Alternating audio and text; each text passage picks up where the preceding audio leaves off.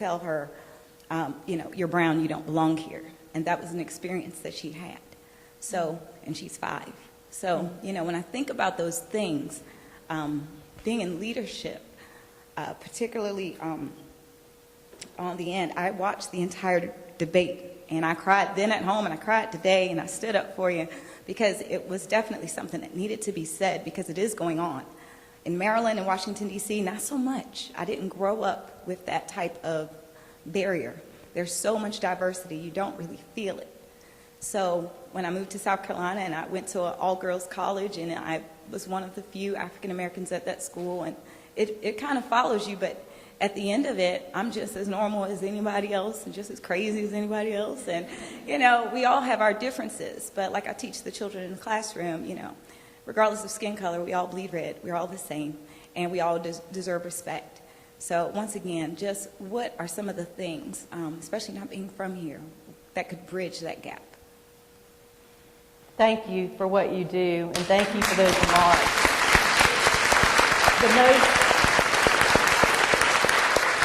The most important thing we can do is teach children to love and not to hate, because as we know, that racism is a learned trait. It is not something that children naturally evolve, and they learn this from others. So what you are doing is so valuable in teaching children to be more tolerant of differences, and certainly the most important thing we can do in this state is educate our children. So thank you for being a teacher and a hero for teaching children day in and day out, because that's how we're going to move this country forward. We're going to improve K-12 education. We're going to improve early childhood education. And we are not going to have to worry about hate crimes one day. And certainly, hats off to you. You're an inspiration to us as well. Thank you. Yeah, I think, too, bullying is a big thing. And I think, teaching kids, I was in a house fire when I was 2, and I was in the hospital for a year. I had 70% of my body burned. And you want to talk about kids being mean. I mean, that was just brutal. And my mom was like, turn the other cheek, and I went through it all. And the one thing with my kids, I don't care if they eat Ho-Hos or Twinkies or whatever, but you got to treat people with respect. And I think that's what everybody can do as a parent at home. I mean, it's not even black or white, or it's just a kid that's different. And how do you, respond as a parent to teach that? And so, my hat's off to the lady speaking too. I think that's pretty cool. As an educator, I salute you for especially being the only African American teacher in your school. That's big, but it speaks volumes about the system that you teach in. My concern, like the kids, because I taught elementary school, I've taught middle school, I've taught high school. The kids are the same everywhere you go. They are your test scores, your school environment is a direct reflection of the people that you have in charge and the policies that are in place there. I've sat through countless faculty meetings where we go through test scores and we try to figure out, why are the young black boys with low SCS scoring, or socioeconomic status, why are they scoring the lowest out of all of the demographics here? Because they break up the test scores by male, female, black, white, English, second learning language. They do it like that. And so they're trying to figure out, well, why is it that the young black boys and the young black girls are scoring the lowest on all the tests? And I look around the room and I pose the question, well, for the young black boys, the only black man in the entire building is a custodian. So we talk so much about teaching, and the number one thing they say about being an effective teacher is being able to establish a relationship with this person. Well, if I'm a young black boy and I don't see anybody that looks like me, or anybody that talks like me, or anybody that grew up like me, or anybody that can understand me, or anybody that is even open to understanding me in that building, then I'm already discouraged before we even start the learning process.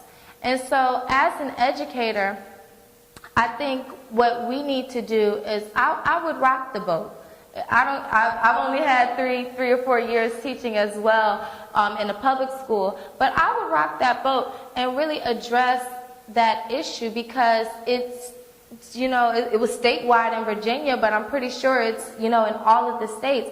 You know, in elementary school, most of the teachers there it looks like this, like middle-aged white women. And while I love you all dearly, you know, if we're going to really, it needs to be said, there needs to be the faculty, the demographic of the faculty should reflect the demographic of the students. The same with policymakers. The demographic of the Senate should reflect the demographic of the people in which they're governing.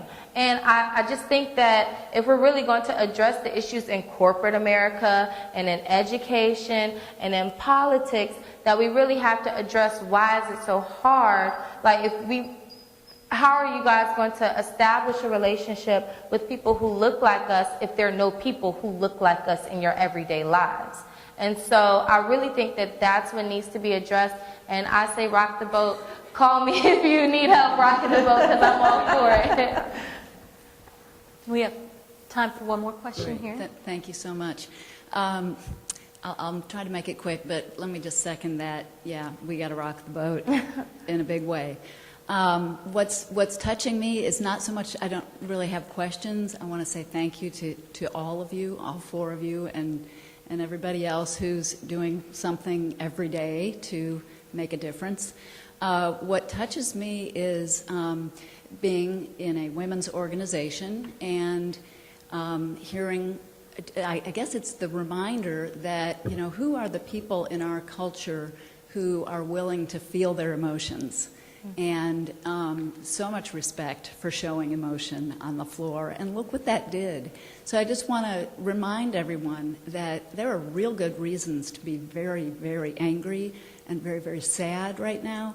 We have reasons for joy, and we have reasons to be afraid. So I just want to encourage all of you, and I'll continue to remind myself, that we need to show those, and having healthy emotions and expressing our emotions in a healthy way, we can teach the men of the world and remind each other. I mean, I don't think all women are alike or all men are alike, but I do think that women are generally the ones who hold space for that.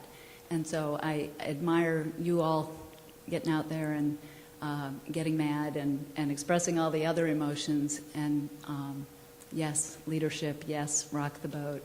And part of emotions is being uncomfortable, and that's, I think we need to do it. Thank you so much.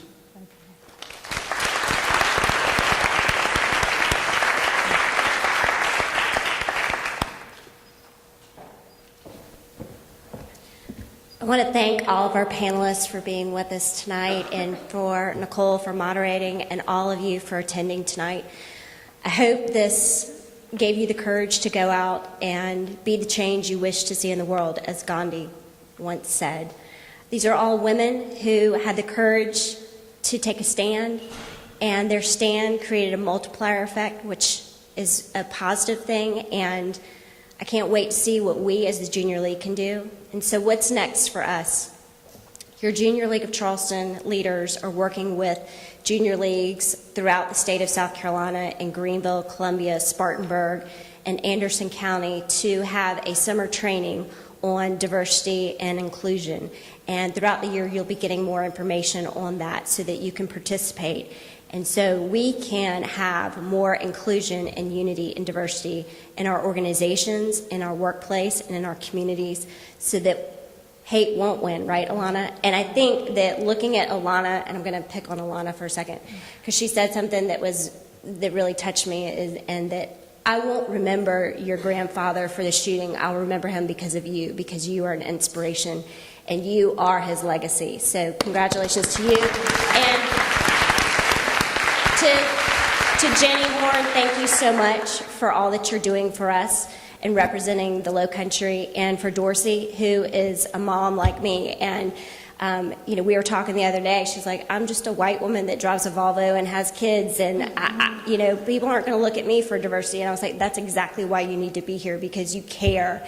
And it is the elephant in the room, and we just need to talk about it, and we need to educate people, and it's okay to be different as long as we're talking about it and uniting together to make the change. And we're women, and we can do this, and we can move the mission forward. So thank you for being with us tonight. Our panelists, we do have something for you. For everyone else, I hope you have a good evening. Thank you. Yeah.